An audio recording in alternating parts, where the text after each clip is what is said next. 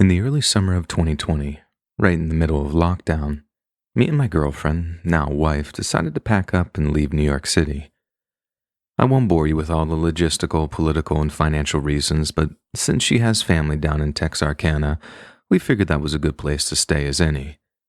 We got more bang for our buck down there than if we stayed up on the East Coast, and we figured if we missed New York after a year or so, we could always just move back once everything had blown over. We ended up finding this nice little rental house, one that was actually cheaper than what we were paying for our Manhattan apartment, and we had all of our stuff moved in by the end of June. Then one day, as we were coming back from grocery shopping, we happened to spot our neighbors from across the street. Since it was our first time seeing them, we figured that we'd go over and say hi, but as I got closer, I realized why we hadn't seen them around so much. The chick of the half couple was heavily pregnant, and she greeted us with this big smile as we walked over to introduce ourselves. We made a little small talk. I specifically remember talking about barbecue recommendations with them, and then we just sort of parted ways. A few weeks later, my girlfriend's mom came over to visit us with this sort of care package, but when she was leaving, we spotted the neighbors from across the street again.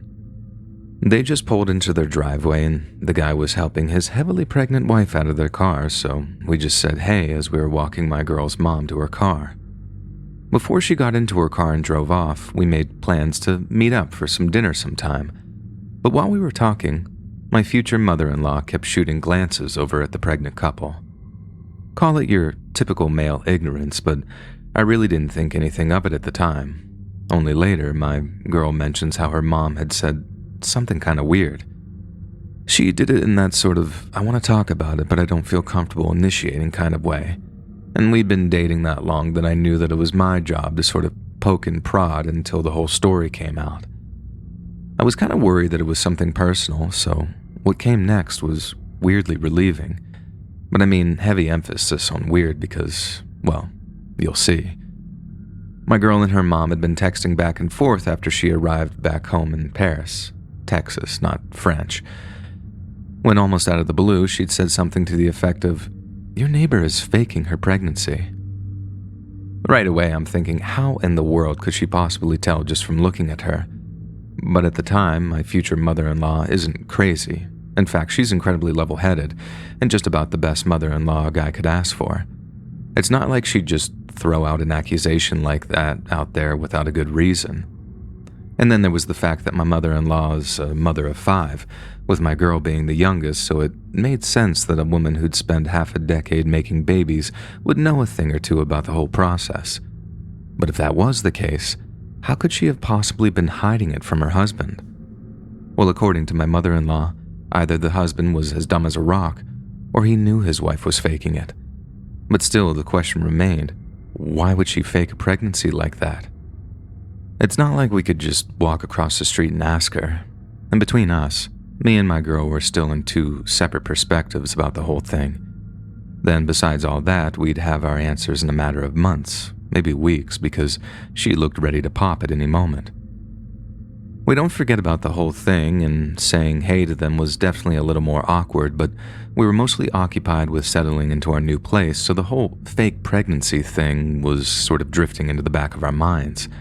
I mean, my girlfriend's mom might just be wrong. It would be slightly out of character for her, but it wasn't out of the question. It was kind of an insane thing to say. And then one day, we realized that we hadn't seen our neighbors for quite a while.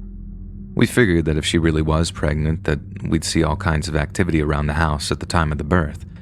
But not only was there none of that whatsoever, but it was like the pregnant couple just sort of disappeared. This is what first clued us into the fact that something might be wrong and that my girlfriend's mom was actually right about such a wild accusation. We didn't hear anything about it though, not from our neighbors, and not on the news either. And then eventually, me and my girlfriend decided to stay in Texas, and we moved to Austin and later got married. And then, in September of last year, my wife sends me a link to a news website, along with about 6 super shocked face emojis and the words, "Look at the picture." I opened up the link and was greeted by the headline, "Texas woman allegedly stabbed mom-to-be 100 times, then tried to steal baby from womb." Then when I scrolled down, Staring back at me is the mugshot of the heavily pregnant woman that we used to live across the street from. She was wearing that orange jumpsuit and looked like she'd been crying, and at first I thought she was the victim, but when the shoe finally dropped, I realized how the fake pregnancy had tied into what had happened. And let's just say that I know what it means to feel your blood actually run cold now. Last I heard, she's one of the only women on the Texas death row, and when you read through what she actually did, you realize that she legitimately deserves to be there. Our old neighbor had apparently faked the pregnancy to stop her boyfriend from leaving her, and then went about befriending an actual pregnant woman with the idea of stealing her baby. She got close to the murdered woman and her partner too. Like, I hear that she actually went to the girl's wedding and all that stuff, and it was all just some long con job, with murder being the final step of the plan. That's the part that really stuck with me, and I know that sounds dumb considering how horrific the crime itself was, but it's the slow burn aspect of it that really gives me the chills. Someone being that close to you, faking the whole thing, coming to your wedding and taking pictures and whatnot, and all the while, they're just waiting until the time is right to stab you to death, cut open your womb, and steal your unborn child away. If you enjoyed this scary story, listen to thousands more, either over on the Let's Read YouTube channel or podcast.